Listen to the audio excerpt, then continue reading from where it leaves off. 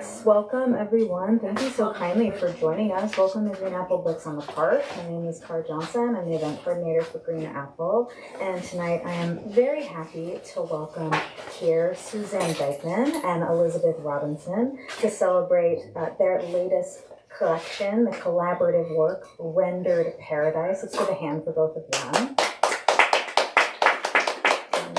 Thank you all for being here. I'm so glad to have you here. Elizabeth and Susanne are going to be joined tonight by fellow poet and forever Green Appler, George Albon. Let's give a hand for George as well.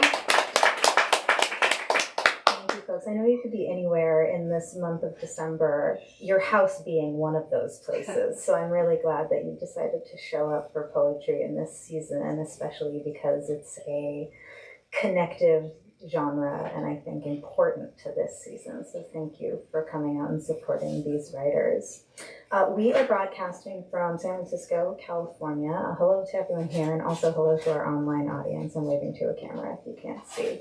We are broadcasting from San Francisco, California. We open each of our events with a land acknowledgement, and so I want to let you know we are operating on unceded Ramaytush Ohlone land.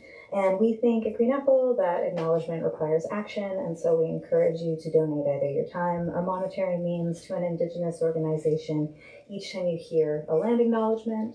We have details at the back desk about the Ramaytush Ohlone Land Trust, which is usually where we direct people if you are interested in how to participate in this project of rematriation.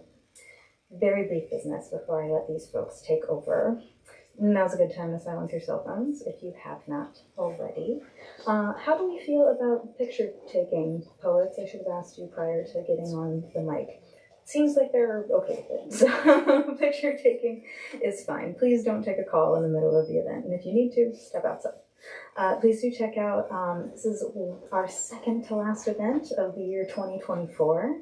So we have one more coming up on Wednesday, but we've had a really great year thus far, including the event that you are currently attending. And I would encourage you to check out our calendar for our upcoming season in 2025, which will, I'm a little biased, but it will also be stellar, I think.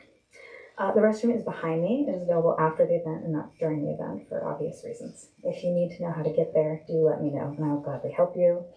We have copies of Rendered Paradise at the front register. We also have a copy of George's The Built World at the front register as well. If you've been here before, you've certainly heard me say that when you buy books from us, not only do you support us as an independent bookstore, you support the writers who put so much work into making these books, and then you get to have a book, which might be the best part. And I think it goes without saying, books make really good gifts. Books from independent bookstores especially make really good gifts, but I also might be a little biased, so consider that while you are here this evening. We always appreciate your support. So we have 3 readers this evening, and they will present themselves and the show will make itself apparent, but I'm going to introduce all of them at the top of the hour and then let them take it away from there. And we should have time for some question and answers at the end if you have any questions for our readers. So first I'm going to introduce George Albon, who is the author of most recently Firebreak, Lyric Multiples, and The Built World. His work has appeared in Chicago Review, Hambone, New American Writing, Cran, Poetry Salzburg Review, and many other publications.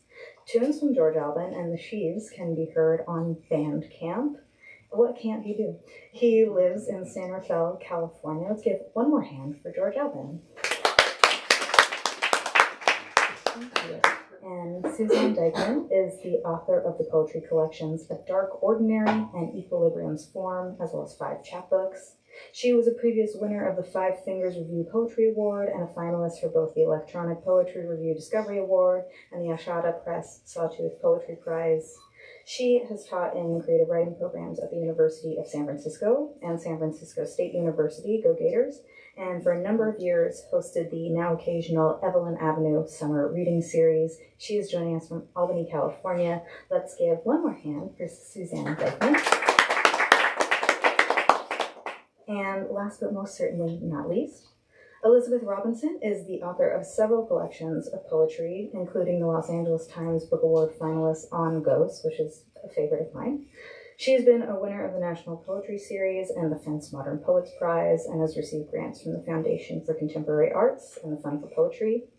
Recently, Robinson received the Editor's Choice Awards from New Letters and Scoundrel Time, and was also awarded a Pushcart Prize. She is joining us from Pinole, California, where she lives with her husband, the poet Randy Prunty. Please give a hand for Elizabeth Robinson. And without further ado, I'm going to go ahead and welcome up George Albon to open this reading for us. Let's give George a warm welcome.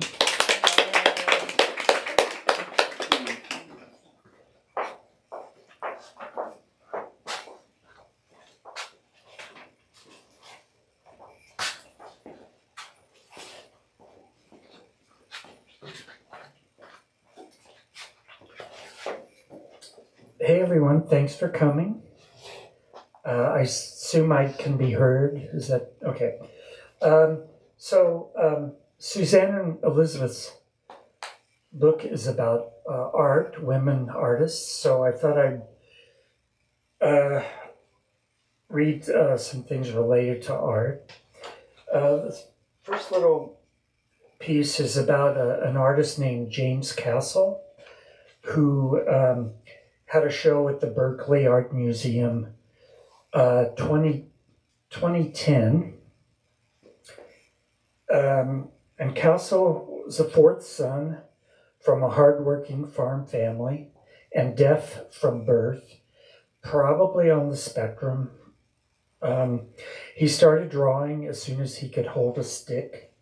His art materials were cast-offs and waste, the stuff that remained even after stinting, cardboard supports, cut flat wax cartons, the backs of things.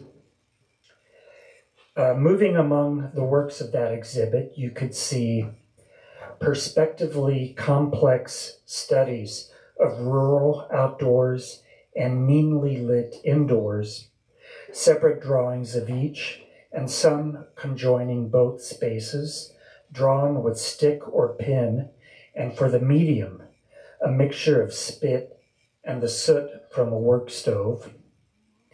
You could see human-figured, code-faced, like C-O-D-E, code-faced creatures made of cardboard, which Castle had equipped with shirts and coats, with slip-through belts and tied-on buttons, also made of cardboard.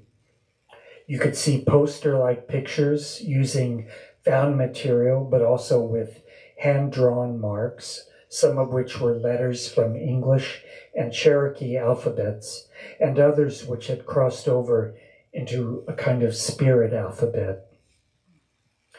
There was the ever-present twine, often there to stabilize a figured piece, but just as often to provide graphic punch, signaling along with the rest of the picture, graphically holding it together, just as symbolically the twine was holding together the entire exhibition.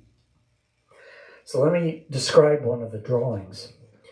The interior of a shed or barn, drawn with architectural sophistication, but also populated by what curators describe as totems. In this case, small standing planks in a row near the back wall.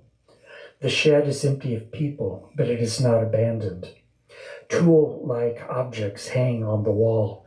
Harvested stores are gathered in cylindrical bales and stacked in a corner. The interior is dark, with only one open space, not a window, but the opened top half of a stable door, through which seeps a tannish light. The starkness is matter of fact, happening every second. Along with everything else, I almost feel that I can see the deafness. All this on the back of a cardboard package that once had dry goods in it. The imagery can be easily read on social terms: a cyclical, chore-driven life, the life of the essential but poorly rewarded supplier. But the pictorial qualities, the sure character of the drawn lines, the back of something else, scrap on which it's drawn, its first use still haunting the latter use with folds, flaps, slits, Both abet the imagery while setting up a disturbing materiality of their own, from which come separate calls. Castle's rendering pulls the darkness down in that interior. Soot and spit exist in the most unmediated way possible, yet they maintain isolating and discrepant powers, utterly familiar, but not at home. But even this sensation can easily meld into the state of universal abiding that Buddhists call Maitri, a concept meaning, it's where care of self melds over into care of others. So it's a sort of a we're all in this together feeling. No matter how idiomatically the work spoke in its ranges of strangeness, I left the museum each time in a fixture of soul and care. I went again and again. There was always a feature of his practice calling me back. The last visit was on closing day, and I wanted to lose myself again in the works with non-neutral colors, the biting reds and greens, the blues never seen in any sky. I think James Ensor might have been the only other artist I can think of that the color was so raw. They were colors he'd obtained by leaching the dye from crepe paper. Those minerally astringent, tough-ass colors might only have elsewhere been found 20 feet under the earth and not at all pleased by the exposure to light. His pictures and his things join the sequence of runaways from the absolute, William James's objects with selfhoods. They lead to speculative turns that may be one more version of Ouroboros. How, that is, an observer's social faculties pick out something's widening, implicating details, and how, in turn, the details nurture the practice. How inflected productions of observer or reader or listener end up as events that can be meaningfully shared. I depend on transactions like these. I count on them. I cannot lead my life without them. And then the next little section is from something I'm working on, which I guess you could call it a serial essay, maybe. There's a general theme, but then there's discrete paragraphs having to do with the overall theme. This one is a essay dealing with the connection between love and learning. Morgan, an English Red Cross worker stationed in Alexandria, the First World War, Egypt still an English protectorate, wards full of wounded soldiers. Muhammad, a young tram conductor raised in poverty in the Nile Delta. Morgan, upper middle class, an unfulfilled man longing for other men, despising his country's imperial pretensions. Muhammad, sometimes slapped by English passengers. Those pretensions landed on his skin. They met on the trams. Muhammad found an incongruous friend from a different world. Morgan fell in love. Their affair was short-lived. It lurched and halted. It was filled with misunderstandings. It changed their lives. Muhammad taught Morgan that sex with another man was a great moment, or even a collection of them, but also that a fluid sexuality didn't, in his case, encapsulate identity. It might have nothing to do with an individual person's liberation. Morgan taught Muhammad that some Englishmen considered birth privilege the shoddiest ticket around, that Morgan's desire for him was intense and maybe even overwrought, but not predatory. Muhammad finally got a kind and generous friend. Morgan finally slept with a lover's arms around him for an entire night. I hear a word detach itself from their time together. Margan. It was Muhammad's pronunciation of his friend's name. It darted around them like a sprite as they touched and stroked and pulled and talked and teased and whispered. Muhammad got a better job in a different city. He married his brother's widow, and when Morgan came to visit, it was a loud horn hailing him at a station or pier. Morgan! Then the war was over, and Morgan had to return to his detested England. This time at the dock, the Margans were passionate and full. Margan, Margan, don't forget me. Living into his 90s, he never did. The younger man had 2 more years to live before dying of tuberculosis. He had helped the older man break through. Rather than a remote tower with stars shining through it, as Morgan might have originally fantasized, they'd had their first sex in Muhammad's first-floor day room, exposed to noises from passers-by outside and tenants in other parts of the house. Muhammad had benevolently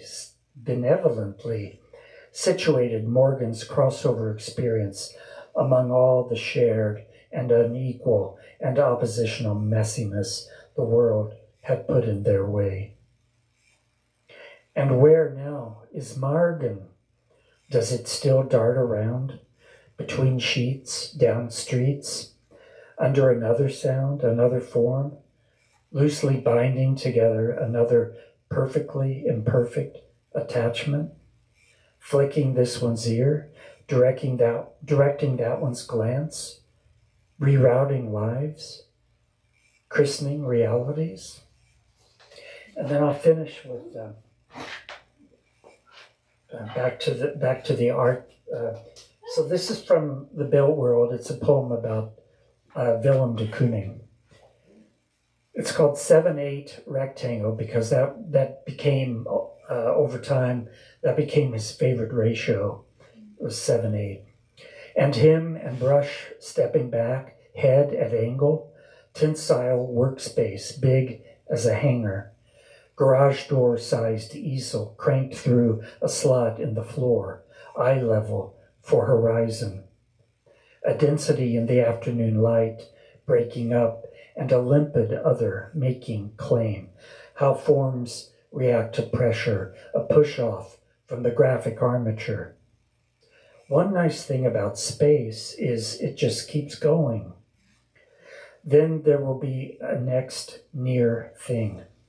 A red web, bird wings in lipstick heavens, up is sky and down is earth. And why did that white stroke leave blue at the liftoff point? A wooden clog, a throated calla, and something walking on knuckles. His flitching wrist and the ribbons just underneath, staying aloft in any wind. The rotations that gather the shapes and may also spin them loose. Swirling petals, falling leaves. The Buddhist take on transience. Traces of a former world beneath the magenta squeegee pulls. I can't drive a car, but I have a sentiment for going from here to there. And him stepping back, and a countenance is nudging him out of its way. Those accrued subtractions, he's having a good stint, as that which is sharpened pokes through ghosts, while the unresolved gets fully rendered. It's all very puzzling, but I am not a puzzle. That's it. Thank you.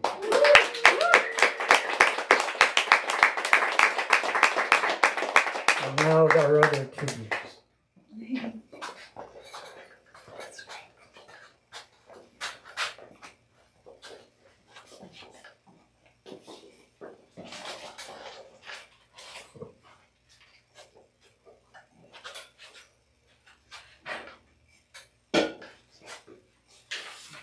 Thank you for coming. Thank you, Car. I read here a while ago with Barbara Tomash on a night when the entire atmosphere was filled with smoke and no one came. Oh. So this is lovely. Thank you for coming. Sure. Okay, I'm going to start by reading a few poems. Then we will read together, and then Susanne will conclude by reading a few poems. And I printed everything up before I came and did not bring it. So this is an attempt at a riddle, tentatively called Unravel. A lobe of the mind looping in time, in mock memory, in blur, in sudden blue radius of looming sky. Any odd thing lurking at the threshold, then leaving, no swerving, serving thoughts flurried irradiation. Not blue, now blue, too blue through the many seeings of the mind's eyes. This crust on the lashes, a loosening lyric story fitted further into sense. Who holds the tail, pulled by the tail of the drowsy comet, into here, a version of here, chasing and chased, unchased, unchastened in night's aftertaste, and foiled by an outer interior, wandering toward and untoward the ochre warble of waking. And I have to wait for it to download. This, I think, dug for it was a prompt to create an augury, so it's currently microscopic. Taking the auspices. This is the basis for the reading.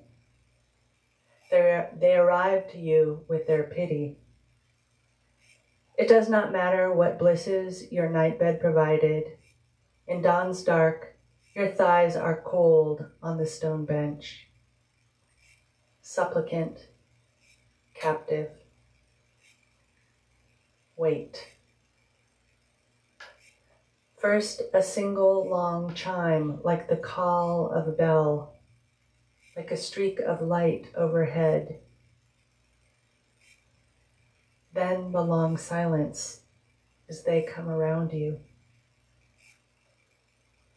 You hear brown chip chips, chip chips. They are planting the right. No call, a rush, then the quick stab of the beak on the crown of your head. This slow tear of blood makes salty transit down your face. The reading is reddening, though we are still far from dawn. The reading is your fear. Human, you are small and dense before the arc of the wing. The reading is gravity. A sharp green screet, ugly sound, taunt you are not prepared to hear.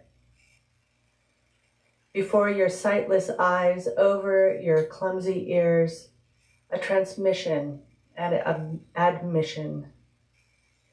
They see that once you knew the womb of the sky, and there you gestated. They saw that the womb contracted and gave you birth. Pity. A nest of uncloaked feathers clutch your feet to mark your fall. For so long, no sound. The reading considers its silence. Concluding with long cornelian trill, vibrant, conciliatory. You are meant to see what you cannot hear, choral and pure, the softening token of day. And then I will read one more. This is from Piero della Francesca fresco called The Legend of the True Cross, which seemed like crazy as hell to me. But there was a detail that really captured my attention. This records what no one is meant to see, a whimsy, the non-space below the border of the dado. Here at the level of a child's eyes, should a child ever be permitted into sacred space. Some canny hand shaped a fish and a bird, both swimming or flying in the same green medium, where they are clearly not meant to be.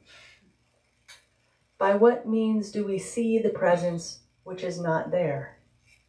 We see it only at this intersection, what some call a cross, because a cross is a contradiction that cancels itself out. St. Francis would bless the irreverence of these creatures who reclaim the sacred by their ambiguous movement through it.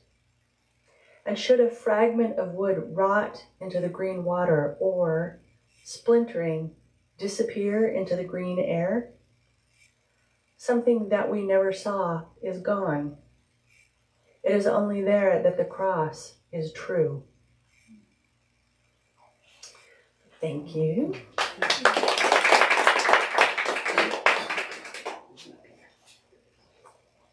So we're going to read from the three sections, and we worked with Vivian Mayer's photographs, Agnes Martin's paintings, and Kiki Smith's tapestries. And so maybe you want to say something about our process? Each section was put together in a different manner. Our responses to Vivian Mayer's work was to choose one photograph, and each of us would write a response or somehow engage with that photograph. The work with Agnes Martin was a little more complicated. We wrote crown sonnets, alternating stanzas throughout. So there's no attribution in this book as to who wrote what, although sometimes we can recognize who wrote what, and sometimes we can't. So it was really a wonderful, wonderful process.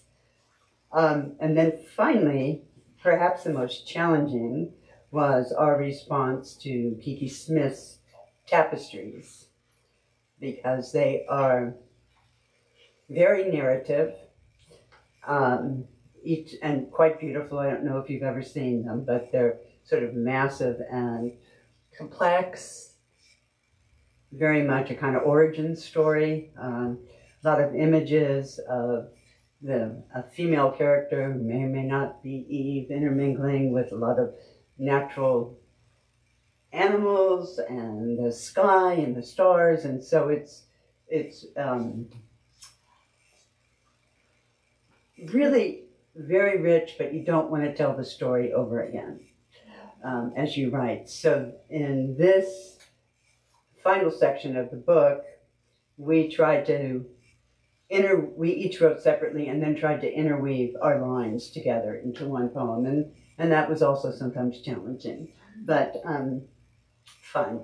The whole process was great fun, and each section we think reflects the kind of art that these women produced in the way that we responded to them. So on that note, yes. Okay. Man on crutches assisted through black iron door as passerby walk on. We know the black door, the black iron, the black gate, the shine on the woman's black shoes, a shined black toe obtruding on the foreground. We hold these dark crutches and stoop through the black door jamb. We who see it all, looking back over our shoulders, we see the arabesque of the black grillwork over the black gate, the black rivets that hold the panels solid, the black dots of gum and soil on the sidewalk. A crook in an arm, soft pressure, tells us we must go. The pant leg's black pleat bisected by a crease. We did not know if it was smoke, fog, or exhaust effacing the other portal behind us. We did not know what animated us. where to look, what we could breathe. Pomade glazing black hair, a black velvet ribbon circling the crown of a hat. Man on crutches with woman passing. Perhaps we shouldn't look, are not meant to look, at what we find unclear. Is it our own hesitation that confuses us, as fog that hovers over the curb may not be fog at all, but steam billowing from a vent, meant to make one think about an emerging underground, about things we create and others that exist only for us, felt in the back of our mind. Question, answer, I am in love with brick and soot. You must know this about me by now, that I fling my body on the smooth quarried stone of buildings, that I would grab all who walk by, pull them close.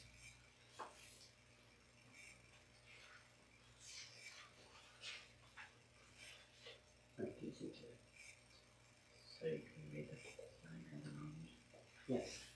Okay. Smoldering chair. I am lost in possibility, distracted, thinking of rose water instead of a smoldering chair. There is much to carry in this meditation. A plume of smoke, bits of ash, rage as it impacts an object once well used. I turn away, walk to another side. I feel a sudden hunger from the excess here, the ignoring. burnt easy chair on sidewalk. Chair is to throne, char is to fire. Glory exists along a continuum, and whoever wanted to destroy, to make an act of destruction, failed to recognize that the chair would be no less a chair after it was burned. Its glory is its obduracy in the wreck. Glory gilded in black, a light fizzing of smoke. Goodbye, it says, who sees atmosphere through itself. Goodbye to anything less.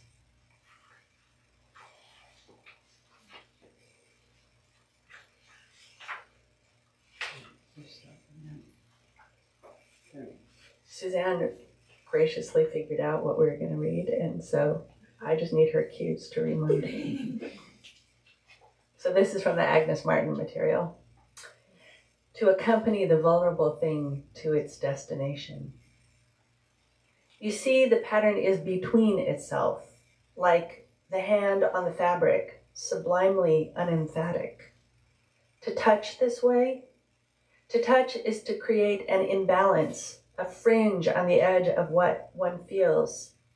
It contracts slightly in its gut, dark like reassurance.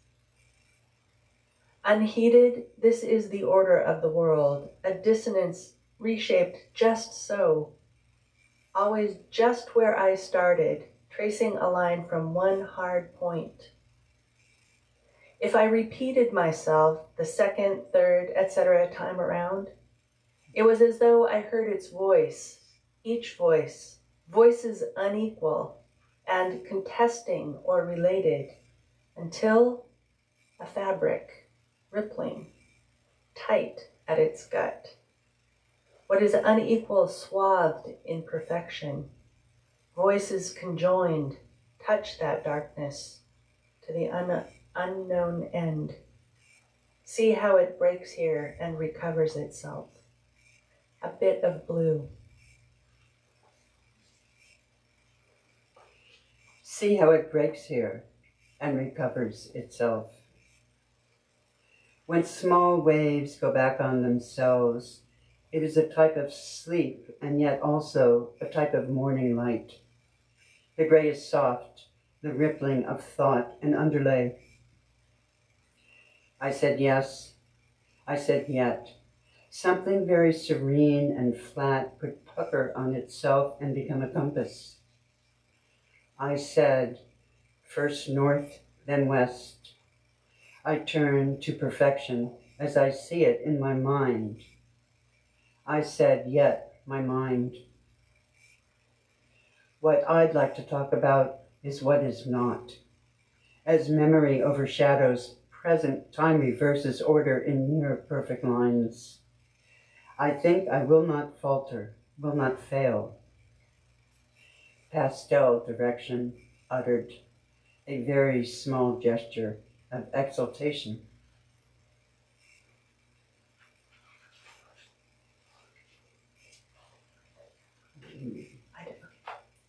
I just have to be obedient.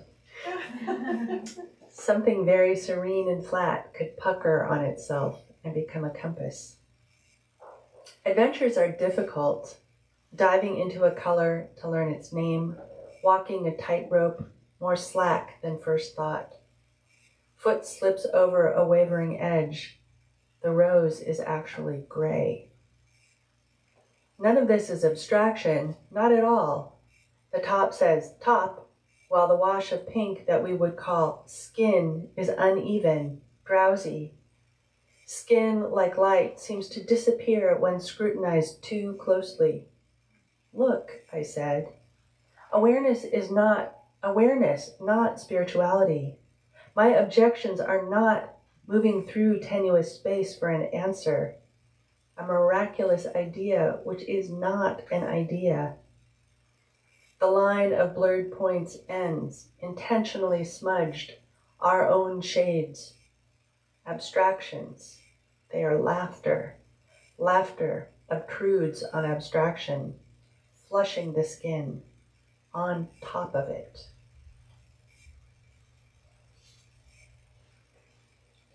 The line of blurred points ends. Between the lines, read and erase, sit. Space is made, a musical score to be written, but ends with emptiness. Stability wishes for a straight line, grains of sand, embraced impermanence. To be rock, or better, to be a form for obedience. Form, or below it, absolute. Not form, but instead perform, all that arrives before. Yet over and over the hand writes preform. Over and over makes the line straight, the way, almost an afterthought, the way the hand makes humility a signature well below the horizon. Everyone is on his own private line.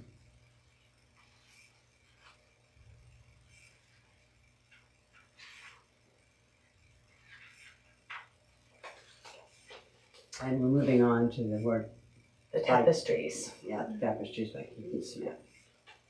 Underground. I fall captive in a rooted world, fall upside down in wonder. If only I were more as a leaf, blue on green. Instead, my skin has grown mottled, perpetually halfway to destination. Let free to roam, I hover at the edge.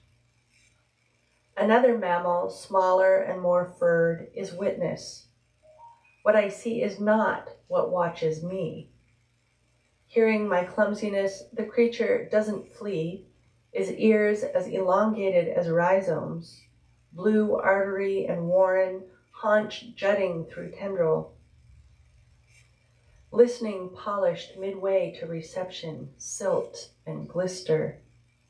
Listening heard nothing, but was itself a form of meaning. Meaning that I will descend into water and rock. For I love the chaos beneath the skin, the whisper penultimate to the black source.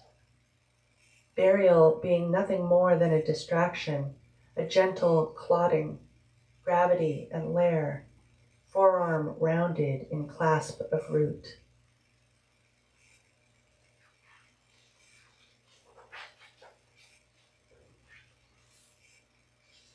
Etc., etc. Truth is discrete, a patterned beauty before unseen. Or perhaps certainty is the inversion of pattern, not repetitive, not an etc. The resigned world turns slantwise and is a fetter on itself. I might have had a body clothed in snowfall. To feel a chill approach is to find form. Astral-like, I wait to be captured before the season melts to pattern. I wait each season to see myself end. But to end repeatedly is to never end. Thus the rip extends past the margin of what exists. The winter in reverse befriends a gesture beyond its own climate. Tree shadowed snow turned ice, turned water, turning trees to shade, and such like. This and not this. This additional and unnumbered things.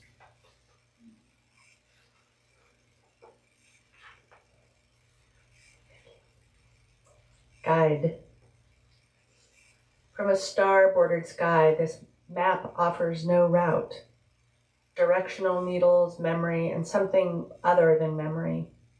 A compass I can't read when simply to be is a form of subterfuge. Follow. Eagles and an oceanic sky. Feathers suggest angels to soar or fall to earth, each with one visible eye, an array of spread feather. I am led by the word guide. I consider the eagle's cause of flight. Was it root or beak, the wing or the tide? Which massive bird leads to ascent? Which calls to land, to sea?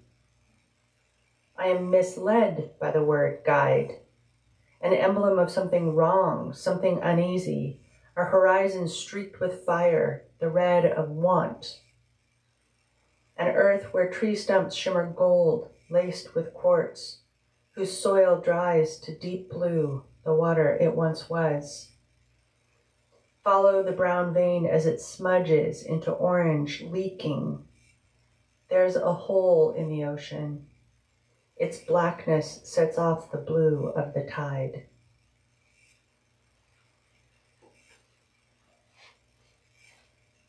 Visitor. Harbored in a sky of drowsy parentheses, the night moon bleeds, exchanging bright orange for tarnish, for starredness. In its crescent fall, there is an abundance. Say we share this textured sphere, a gauze blouse over world flesh. Constellations hold, bubbling, twinkling, scintillant, absent fibers, entrapping orb and light to reflect back as what we wish, some wholeness, the real, an intelligent absence. Mesh, sane, spare thread, twine, bluestone seeds push up to distribute constellations, beginning from below the horizon and leading far into the sky.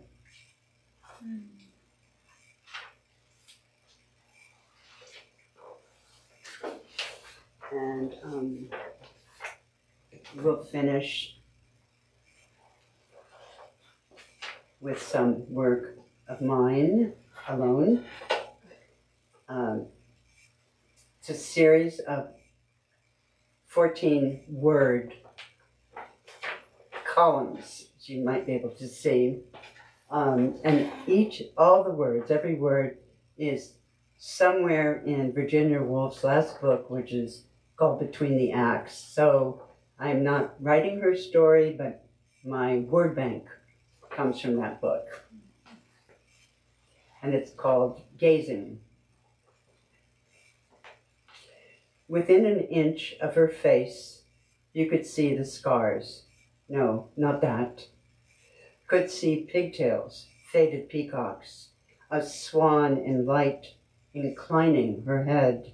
She feels it again, words making rings, floating a butterfly existence, the swan providing light kindness.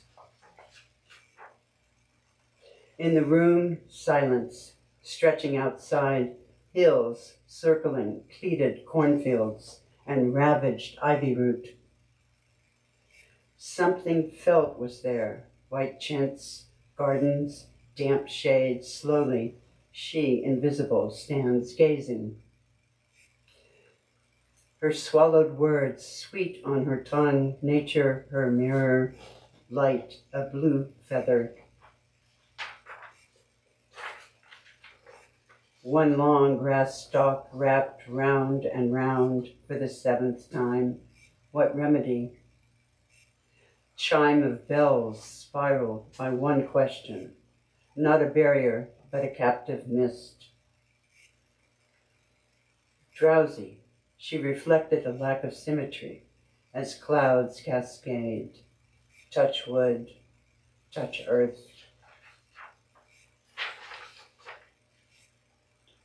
Not on her lips, only drenched sound of force or radiance, the end open. As the sky obeyed night, she can hear gray stone, ghosts, and paper dust. One voice, her choked cry, while another is the rolling echoes of silver leaves. On a blue slate, a book. In her mind, not a poem, a life. She can say it aloud, pleasure, pleasure, as a tear rises to the surface, filling the caverns behind her eyes, behind the drone of trees in her ears, the melody of a breeze swept across her tongue as haze over shining glass. Little stones splashed into a pool of green and loosened a bit of everything. The icy coolness, best in moonlight, reflected white pigeons she had forgotten to join. So I want to thank Elizabeth for her work with me and her writing, and thank all of you for coming. Many thanks to George and thanks to Carr for organizing this. Thanks to Green Apple. Thanks to each one of you for being here.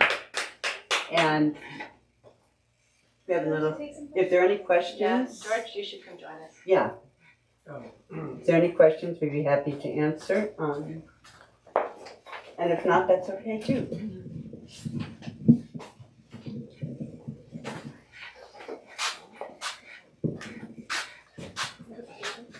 Denise.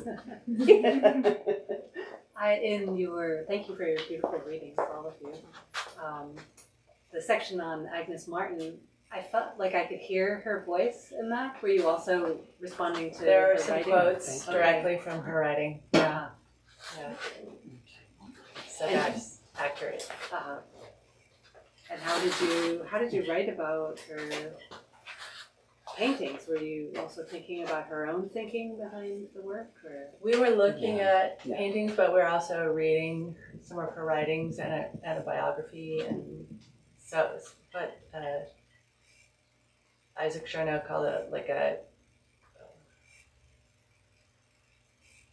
something job, like where you just total immersion. Yeah. But I think, we started by looking at specific paintings. Yeah. And sort of jotting down our own responses to that, but it was supplemented by reading her own work. Yeah. And Los Angeles County Museum of Art had a big show, and we went down and saw it. So.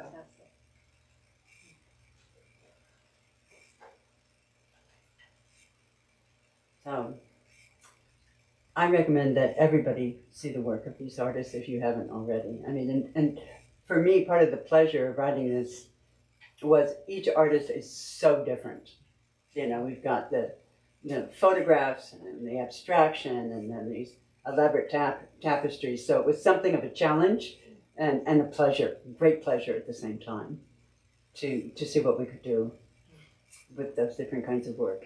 So how did the idea of the collaboration begin? Where did it start? I want to credit Elizabeth with that, but it was many, many, many years ago. We collaborated on the work of writing responses to Cesar Vallejo's poetry, and then we sort of moved on from there. Yeah, And we did a. I always say this, but I thought it was really beautiful what we did in response to Marosa Di Giorgio's work. It was so beautiful, and nobody thought it was good but us. no, someone said it was beautiful, but they didn't understand it at all, didn't they? Which one? Marosa Di Giorgio. Di Giorgio. Yeah. Marosa. I think she's like a Di Giorgio. Venezuelan or she's Ah. South American. It's Okay. really beautiful, kind of lyric prose, really amazing. If nothing else, you should go look up her work. Yeah. Ugly Duckling did a translation, and yeah, it's really beautiful work. And then,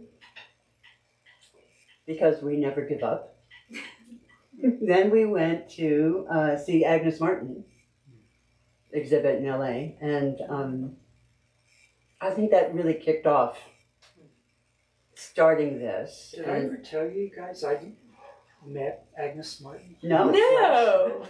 I didn't meet her, but we were in Santa Fe. Dennis had a medical conference, and there's the Georgia O'Keeffe Museum Yeah. in Santa Fe, and there was a specific exhibit of recent watercolors of Agnes Martin. And we went there, and there she was sitting with a friend of hers, kind of actually outside Wow. on the, and I wanted so badly to gush, but you know, she was chatting with a friend, so I dared not, but That's amazing. yeah. Wow. Yeah, I think I have to correct myself. I think it was the Vivian Mayer photographs that we actually started with. Yeah. Yeah, because I'm a great fan of photography. You know, her work had just been rediscovered, and in our process, we were living Far apart. far apart, but we both had the same book of photographs, and we would alternate choosing a photograph and then write our response to it. So that was really a fun project. And And I think it's just so interesting to write in response to the images of somebody who took like thousands, really, of photographs and never developed them. You know, so that kind of the unaddressed presence there, where she stored all this stuff, it's just by coincidence, really, that it was discovered and developed. So it's a weird ekphrastic experience when you're looking at work by somebody who didn't look at their own work, but continued to take photos. It's a really fascinating person. So, yeah, Were there other artists that you wanted to include that you didn't have the space or just didn't fit thematically in this collection? no, I think after we did 3, I think, well, we actually did 5, and then we discarded. yeah. Like, who knows where that Vallejo stuff is? I don't even know. I found it on my computer at one point. But yes. Yeah, so we had 2 sort of, the Vallejo stuff was really interesting, and we actually read it and at Naropa one time, and it was good. The other, as Elizabeth has said, was very beautiful, but nobody liked it. But we did, and so it's correct. There were 2 that were not included. But once we had started working with the Vivian Mayer and then the Agnes Martin, it was like, well, let's continue with women artists. So, and I think that I owe a lot of credit to Elizabeth for saying, okay, let's do, Kiki Smith next. Well, we talked about a lot of possibilities. Yeah, so. I'm not sure that was a good idea, though. She was the most resistant material, I felt. Very challenging. But, maybe the idea is just to totally lose control. Because you do lose control when you're collaborating with somebody, and then when you're collaborating with a third entity, all bets are off. So, Have you thought about sending them to her? somebody suggested that. Yes, should do that. I think that Ed Smallfield was going to look into it, contacting her gallery. Yes. I have a question from our online audience, and it's a two-parter, so maybe it can be our last one for the evening. And I missed the first question, so I might be repeating myself, and if so, I apologize. How are these three artists work in conversation with one another, do you think? And the second part is, what are the common threads of the work of you three? That's not an easy question. But take your time.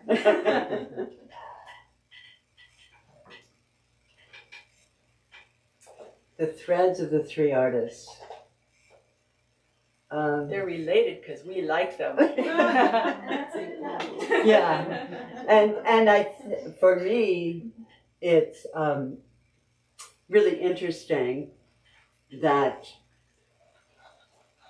their manners of expression are so different from one another, and that it's not like you can put any one of them into a category. Women artists, really, they're three artists, and they're doing very different things with their art, and they are women. So yeah, I think the thread is that the thread is tenuous. It's art. That's the connection. I mean, they're all three kind of late modernist artists. I don't know. So then the question was, how us three? Well, I think there's maybe a commitment to the lyric that is important to the three of us, as opposed to, but a certain kind of lyric that opens itself up to this sort of constant inquiry to all manner of things. Lyric poetry is about the foreground. It's, you're not just saying a narrative thing, you're kind of pushing something out. It's sort of about utterance. It's kind of about, yes, I'm saying this thing right now, and I'm choosing to be forward about this saying and not other things. So I think in some ways we have a commitment to that practice. Thanks. Yeah, I'll take that. Anytime. Okay. Great. Thank All you. right. Thank you all again so much. It's really a pleasure. Thank you. Can we give one more hand for Elizabeth Robinson and Susanne Dyckman and George Albon? This is such a treat. Thank you for joining us, all three of you. And this is a really special project, and we don't get to hear or listen or read things like this all the time. And so I'm really glad that we got to be a part of it and that we all got to be here together for it. And George is a legend at Green Apple, so I'm very glad to have him here. Legend in his own mind. But thank you all, and I'll be very brief and just remind you that we have copies of books by all three of our poets at the front register. You can find them there, and I'm sure you would be happy to sign Sure. them You'll be happy. Okay. Great. So let's give you one more send off, and then we can call it. Thank you both. Yes, thank you. Thanks so much. Of course.